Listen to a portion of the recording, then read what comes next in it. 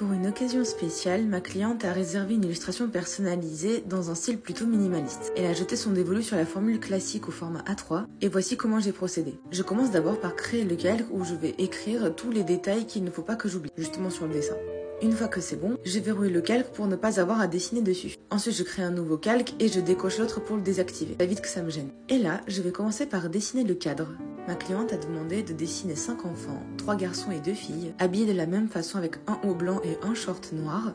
Et tous 5 se retrouvent dans un parc. J'ai donc choisi de réaliser un joli parc avec des montagnes en fond, et puis un petit lac. Et pour ajouter une touche un peu plus chaleureuse, je fais un dégradé dans le ciel, avec le bleu pâle, le rose pâle et un joli jaune.